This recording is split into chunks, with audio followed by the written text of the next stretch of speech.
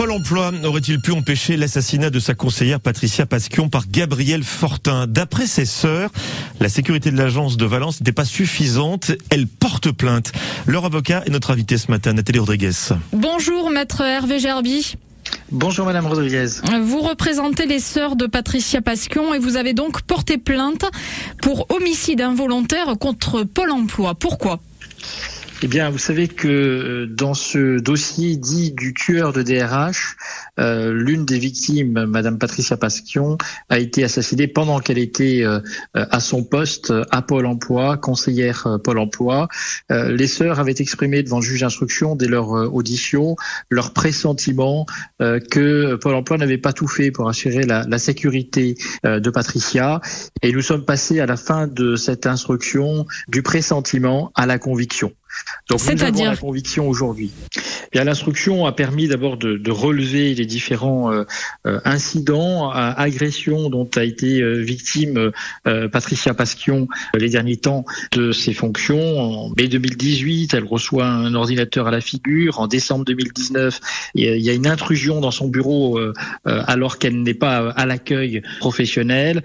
En juillet, décembre 2020, il y a des dégradations de véhicules. En octobre 2020, il y a des menaces de mort. Donc il y a eu beaucoup de signes sur le site de Pôle emploi Valence, mais Pôle emploi Valence, c'est tous les pôles emploi en réalité. Il ne faut pas oublier cette pression sociale que subissent les salariés de Pôle emploi. Ils sont un peu les amortisseurs sociaux de la politique économique. Donc voilà, cette situation, elle était à Pôle emploi Valence. Patricia Pasquion les avait fait remonter ces signes, ces agressions à sa direction? Alors en tout cas un certain nombre, pas toutes, puisque elle a considéré devant le nombre d'incivilités ou d'agressions dont elle a pu être victime qu'en réalité faire des déclarations à son employeur ne servait à rien si ces déclarations n'étaient pas suivies d'effets concrets. Donc au final, c'est vrai, c'est ce qu'elle avait indiqué à ses sœurs lorsqu'elle lui ont dit mais il faut absolument déclarer. Son réflexe était de dire mais tout ça ne sert à rien. Et donc le 28 janvier 2021, quand Gabriel Fortin passe à l'acte, il n'y a pas de dispositif de sécurité dans Pôle emploi à Valence. En réalité, quand il rentre, alors il faut pas oublier que c'est quelqu'un d'extrêmement déterminé et que cette plainte n'enlève en rien la responsabilité de Gabriel Fortin.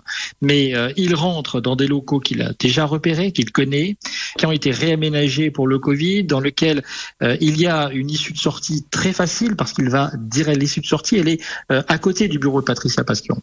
Patricia Pasquion, elle est à son poste, elle est contre un mur, elle fait face à l'entrée de son bureau et il se dirige directement dans ce bureau vers Madame Pasquion. Il tire et il a immédiatement une sortie. Donc il connaît, ce sont des lieux qu'il connaît, il savait qu'il pouvait rentrer avec facilité parce qu'il n'y a pas de gardien, parce qu'il n'y a pas de portique de sécurité qui permet éventuellement de signaler l'entrée d'une arme, parce qu'il n'y a pas de bouton d'alerte pour les agents d'accueil et parce qu'on a un salarié qui finalement acculé, il n'a pas d'échappatoire dans son bureau. Et la plainte qui est déposée pour homicide involontaire sur le fondement de l'article 221.6 du Code pénal, elle vise effectivement à mettre en évidence tous les manquements de Pôle emploi en termes de sécurité et qui ont facilité le passage à l'acte de Gabriel Fortin. Donc il y a désormais 2 procédures judiciaires. Où en est du coup votre plainte là pour homicide involontaire contre Pôle emploi que vous avez déposée en septembre? La procédure en est où? Alors, il y a effectivement 2 procédures. Il y aura le procès de Gabriel Fortin dans le courant de l'année 2023. Et puis, il y a cette procédure que nous avons lancée à la fin de l'instruction connaissance prise de tous les éléments. Elle est entre les mains du procureur de la République depuis le 20 septembre, sachant effectivement que le procureur peut désormais lancer les investigations supplémentaires qui lui paraissent nécessaires, mais sachant aussi que devant la détermination des sœurs de Patricia Pasquion, qui encore une fois sont passées du pressentiment à la conviction, il est certain que si cette plainte n'était pas suffisamment instruites par le parquet, eh bien à ce moment-là, elles se réservent le droit de pouvoir se constituer partie civile et de saisir un juge d'instruction. Gabriel Fortin s'est muré dans le silence lors de son arrestation. Il n'a pas participé aux reconstitutions en mars dernier. Ça n'a pas changé son attitude depuis ? Pour le moment, effectivement, nous sommes face à quelqu'un qui est totalement mutique. Du côté, en tout cas, des sœurs de Patricia Pasquion, elles n'attendent plus rien de sa parole.